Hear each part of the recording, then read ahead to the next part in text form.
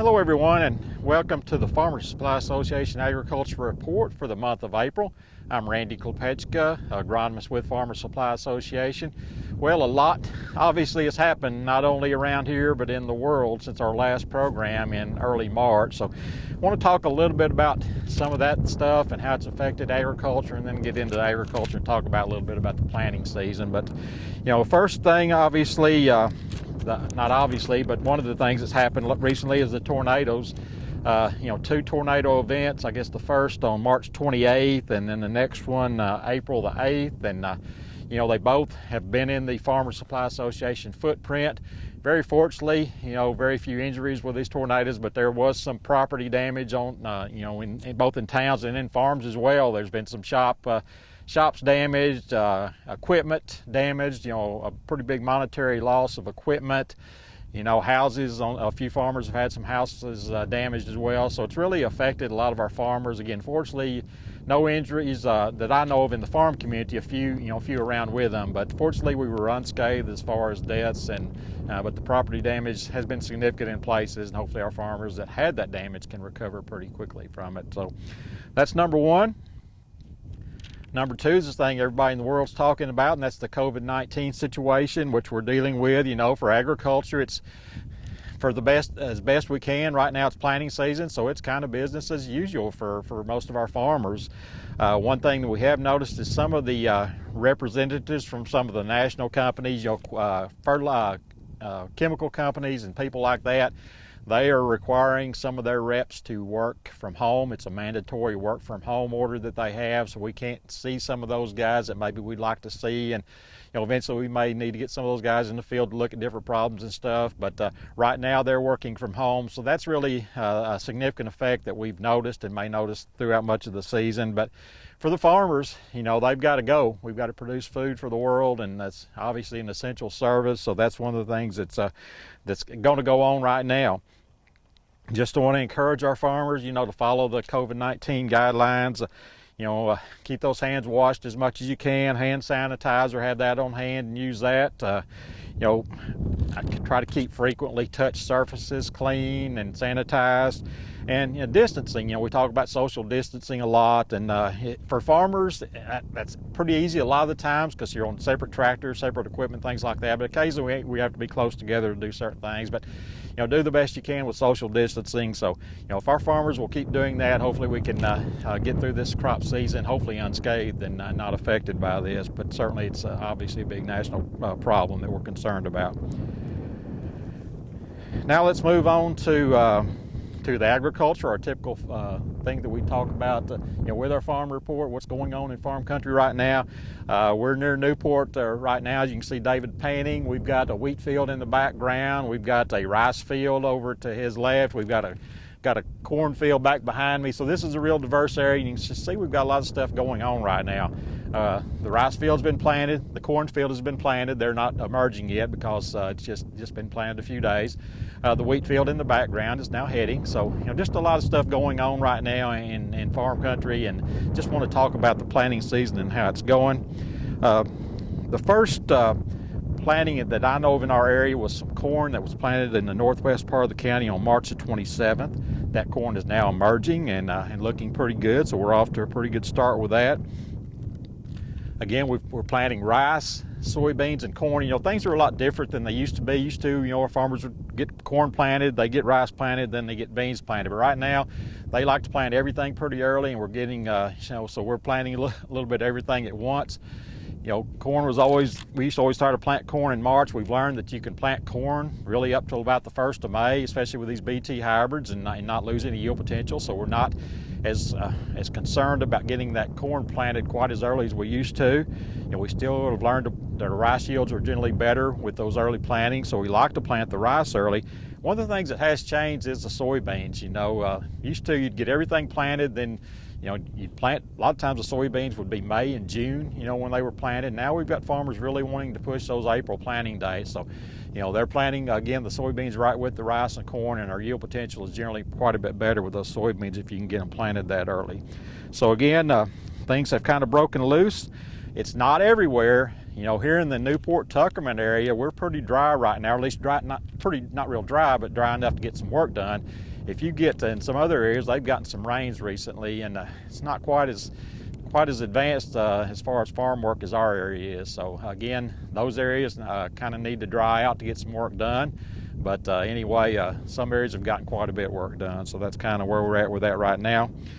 I want to talk about where we're at. Again, we're planting, so we got to think about weed control. Last month's program I mentioned the two main rules: start clean and overlap your residual herbicides. So let's keep those residuals coming. Let's hope for activation.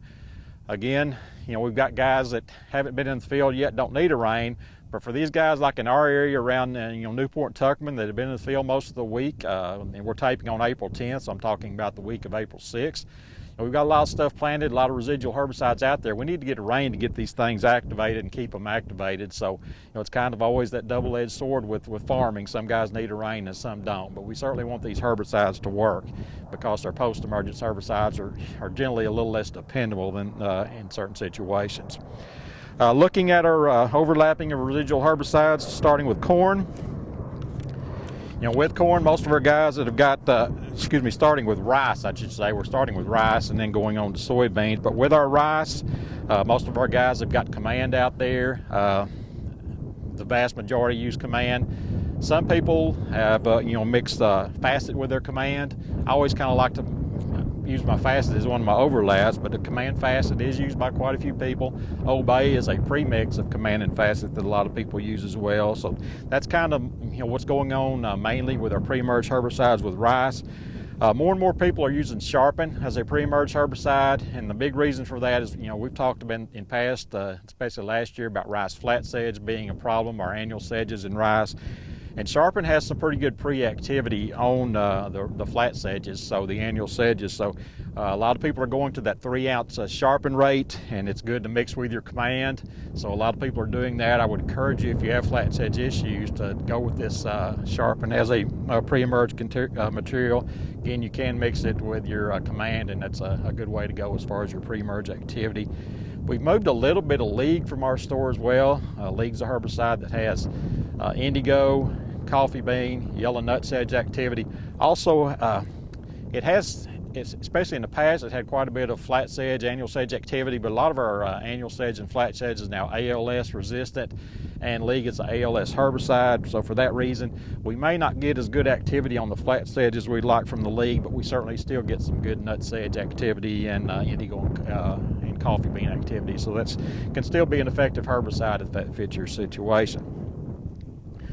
As far as the overlaps, hopefully we'll get a rain to get these pre's activated, and just as soon as we get those activated, we need to be looking for that next opportunity to overlap another pre-emergence herbicide or combination.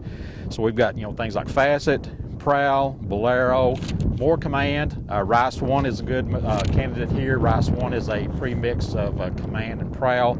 So all those can be effective combinations of them. I always just say, just get something out there. I like any combination of two of those. I like Facet Prowl. I like Facet Bolero. Again, the Rice 1. I like Bolero Prowl. So any of these combinations can be good if they get activated. So let's look for that overlap opportunity and get that out there. And sometimes we may even want to do a second overlap. So depending on the timing and how quick we can get to flood. So again, overlap those residuals. As far as the Clearfield rices and the full page rice, looking at New Path, has residual activity and can be used as a pre or post in the Clearfield. And if we're using the full page system, legally and by the label, we need to use Preface. Now, Preface is basically the same chemical as New Path, same rates and everything. But if you go by the label, legally we need to use Preface in the full page system and New Path with the Clearfield system. So that's where we're at with rice. With soybeans, again, same situation. We got to overlap those residuals. Probably the best situation is what we like to see is mixing a Group 15 herbicide, which is one of our grass herbicides, and mixing that with a Group 5 herbicide, which would be mainly metribuzin. So we're looking at some possibilities here like Boundary and also Moccasin MTZ, which are premixes of metolachlor. and also metribuzin. They can be very effective.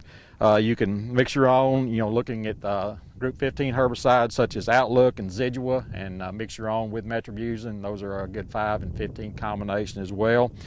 Some other possibilities as far as pre-emerge herbicides include Fierce and Verdict and Anthem Max and Prefix. There's a lot of choices out there that can be effective depending on the situation.